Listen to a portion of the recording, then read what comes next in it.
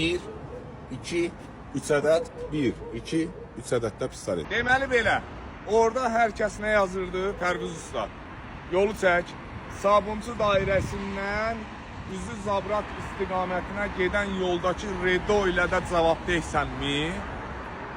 Və bugün vaxt tapdıq, gəldim buranın, həmin o istiqamətdə yerləşən Redo yanacaq doldurma məntəqəsi də bəli bizə aiddir.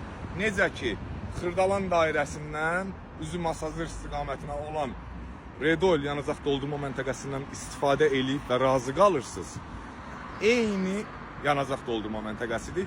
Ora necə nəzarət eləyirəmsə, burada həmçinin həmin nəzarət qədəsindadır. Buranın aktlarını yoxlayacağım. Amma bugün sizə göstərmək istədiyim nələr var. Pərviz usta, buranın bəs filtrlərinin vəziyyəti bəli. Gəl. Deməli, bax. Bu filtr, bir ədəd. Hər oranı çək, ikinci filtr. Baxın buranın da filtrinə. İndi orada insanlar deyəsiniz, Pərviz usta, sən bu aparatı açmısan, kimin şübhəsi varsa, mənlə bərabər istədiyi anda, istədiyi zaman Redol yanacaq doldurma məntəqəsinə gəlib, bütün aparatları aça bilər. Gəl. Buranın da açın zəhmət olmasa. Elə kadr üzərində də açaq.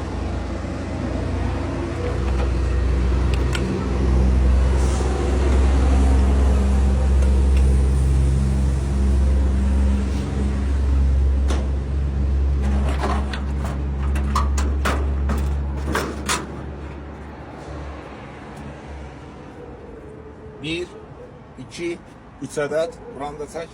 1, 2, 3 ədəd də pistolet. İndi mən bir dənə xahiş eləyəcəm müdiriyyətdən nə?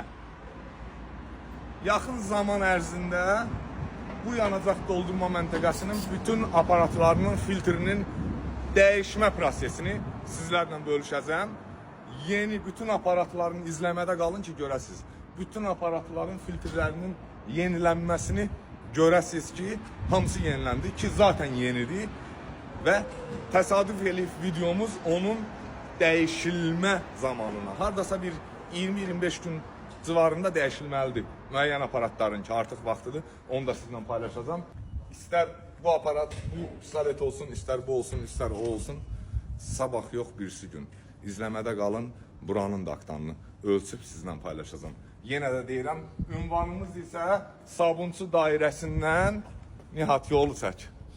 Sabunçu dairəsindən üzü Zabrat istiqamətinə gedəndə yolun sağ hissəsində yerləşən Redol yanacaq doldurma məntəqəsi burada cavabdehəm.